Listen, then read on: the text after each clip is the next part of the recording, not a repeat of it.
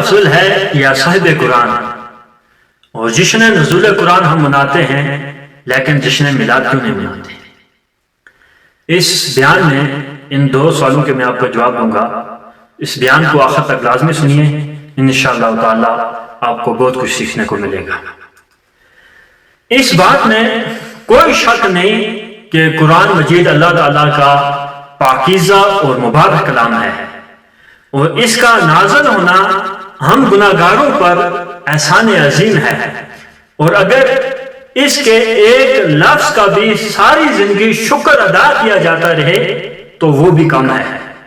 یہ قرآن عظیم ہی ہے جس نے انسانیت کو عظمت کی بلندیوں تک پہنچایا اور اس کو خدا بندی سے روشناس کیا اور اسے جہالت کی تاریکیوں سے نکال کر علم نور عطا کیا. یہ سب کچھ اپنی جگہ ایک ناقابل انکار حقیقت ہے، مگر ہمیں یہ بھی دیکھنا چاہیے کہ یہ قرآن ہمیں ملا کس کے صدقے سے ہے، ملا کس کے ذریعے سے ہے، کس کے وسیلے سے ہمیں یہ ملا ہے. اور اگر انسان کو اس سے بے پایاں عظمتیں ملی تو اس نے علم سیکھا کس سے؟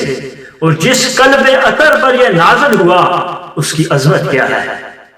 تو اعلیٰ حضرت کہتے ہیں کہ اللہ کی سرتابہ قدم شان ہے یہ، انسان نہیں انسان وہ انسان ہے یہ. قرآن تو ایمان بتاتا ہے انہیں، ایمان یہ کہتا ہے کہ میری جان ہے یہ.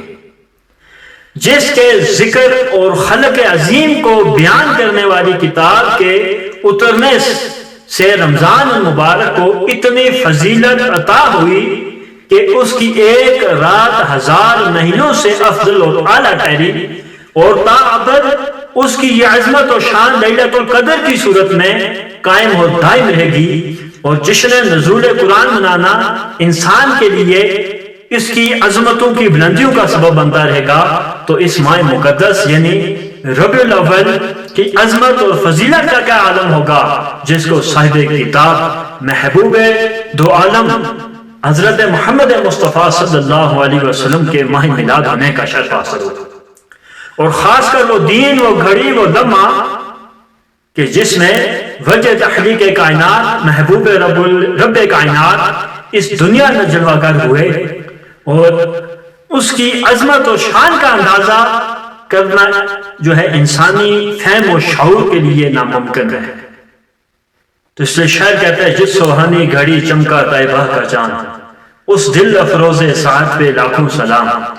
اگر جشن نزول قرآن منانا لوگوں کے لیے باعث بلندی و درجات ہے تو صاحب قرآن کی احمد کا جشن منانا اس سے بھی افضل ہے، جسے لیلۃ القدر کی عظمتیں برکتیں قیامت تک ہر انسان کو ملتی رہیں گی. جو اس لیلۃ القدر کو پائے گا تو اسی طرح میلاد النبی کے دین کی عظمتیں، اس کی برکتیں، اس کی رفعتیں قیامت تک نہیں بلکہ قیامت سے بھی آگے تک اس کی جو یہ برکتیں ملتی رہے گی انسان کو. لیکن شرط یہ ہے کہ وہ مومن ہو، سچے دل سے رسول اللہ صلی اللہ علیہ وسلم کا میلاد منائے، رسول اللہ صلی اللہ علیہ وسلم کے بتائے ہوئے طریقوں پہ چلے. صرف محفل کروانا، جھنڈیاں لگانا یا لنگر پکا کر تقسیم کرنا میلاد نہیں ہے. حضور کے طریقوں پر بھی چلنا ہے، جن چیزوں سے رسول نے روکا ہے ان سے رکنا ہے.